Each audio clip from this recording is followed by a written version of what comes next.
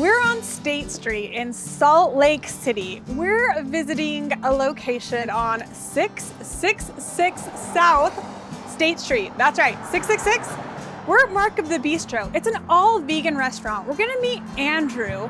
They're not allowing people inside for dining right now, but he's making an exception for us. We're gonna show you all the goods. Are you ready to get your vegan taste buds exposed to an array of delicious treats? Well, we better mask up first, right? Andrew, how are you? I'm great, Katie. Thanks for joining us. I mean, it feels less scary in here than the 666 on the door makes it seem like it might. Yeah, excellent. We're glad you're here. I've got a whole bunch of things for you to try if you want to come right over this way. Yeah, I can't wait. Lead the way. So chef owner Andrew Early, talk to us a little bit about, I'm gonna take my mask off so I can start to manja, but talk to us a little bit about why vegan food? You know, I was pretty heavily involved in music scenes and other things that had me traveling a lot. And I tried all this vegan food in other states and thought that Salt Lake didn't really have something that fit the niche that I loved, which was like comfort food and specifically, you know, comfort food that really played to the things that I missed. I wanted to be able to create a community space and, you know, bring something that wasn't there, and I just had to do it myself.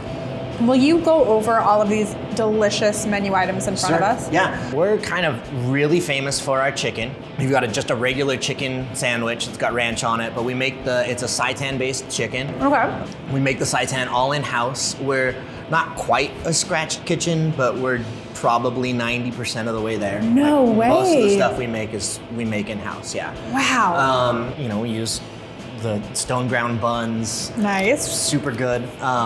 And then the wings are actually one of the few things that we don't make in-house. Yeah. They've been around kind of forever and they're kind of slept on. I love them. These are soy-based, and so they're a lot lighter. They're really good. It's a lot easier to eat a dozen of them. Okay. And then what do we have over here? Over here we have our tofu Benedict, you know, English muffins.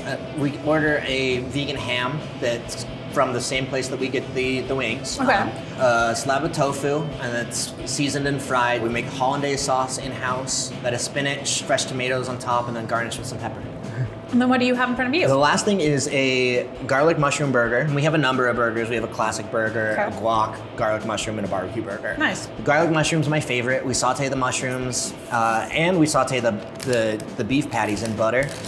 The mushrooms come across super garlicky, extra good. We use the Beyond Beef base. Okay. We still doctor it a lot. You know, I feel like if you're gonna have, you know, the feeling and the comfort and that atmosphere be your goal, you've got to include that in the food. You have to set those goals high. We're definitely kind of a divey place on purpose. We want to be a place that you feel at home, but that doesn't mean that the food can't be elevated to a little bit above that.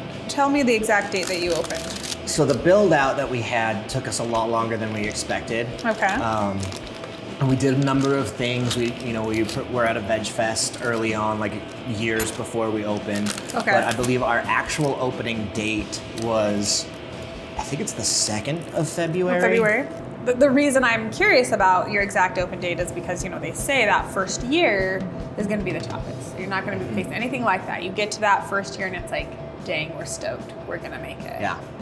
And then this time last year is when we start hearing inklings of like Europe is quarantining, New York City, San Francisco, they're doing stay-at-home orders, things are closing down. I remember having those conversations with my friends, kind of joking, everybody saying like, oh, what if?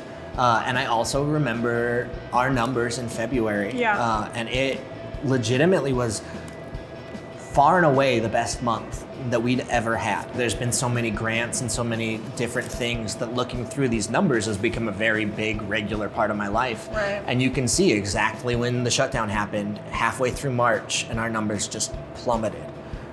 You know, I think March we did, it's probably 60% of the business that we did in February, and then April we did maybe 20 or 30%. Eventually those numbers turned around. We were, you know, we've done hiring during COVID, which has been really interesting. Great success story. Yeah, absolutely. In fact, I think we had this last weekend, was the best weekend we've ever had, even before COVID. Congratulations, Andrew. What would you attribute that to? I think that people's awareness of local businesses has shot up. I think people care and realize as they see them start to go away that's dependent on them supporting them. And then I think the other thing is just, we were in a good spot to be adaptable. We do have a very small core team, and just continuing to do what we were already doing. Andrew, this has been such an enjoyable experience. I've just loved talking to you, and honestly, I wouldn't mind if it was like the last experience of my life. No, we're gonna tempt fate here, because this is you sell this here, Liquid Death. Mm-hmm. Okay, so you and I, we're gonna toast, and we're gonna cheers to Mark of the Beastro, and then maybe I'll see you in the kitchen. Cheers. Maybe not. I hear that you only drink Liquid Death once. All right, Andrew, so we're alive. Here we are in the kitchen. We survived our Liquid Death, which is just water. Now, what are you going to make for us? So I thought I'd make you a chopped cheese sandwich. Chopped cheese sandwich, what is that? So it's kind of just a really messy version of a cheeseburger. It got its start in a New York bodega. It's hoagie style and a fun mess. I love it. Fun cheeseburger mess. That's the weight of my heart. All right, make it happen, my friend. So these are our burger patties that we make here in house. Okay. Like I said, we like to slather them with some butter. Traditionally, chopped cheeses have either peppercini, some kind of pickled pepper. Okay. So we use pepperoncinis. They're pepperoncinis, however you're supposed to say it. And then onions, and they all go together on the grill. So first we're gonna cook the burger. All right, so you're gonna put the burger on the flat top. That sizzle, I know, means something delicious is happening. How long does it go on the grill for? So you cook the burger normally, and then add all of these and literally just chop it up where it gets its name on the burger with the spatula. Oh, so nice. It's fun. It's part of the reason I love it. So let's see, flip this guy. Andrew, how do you know when it's done? I know that sounds stupid, but if you're a chef cooking an actual burger, it's going to be the color that tells you it's done. So our burgers do brown, especially because of the butter, because it's sautéed almost, and so they brown. You don't have to worry as much with vegan food, which is nice. You're not going to end up with salmonella from undercooked meat. All right, so then we're going to take all this and put it on the grill.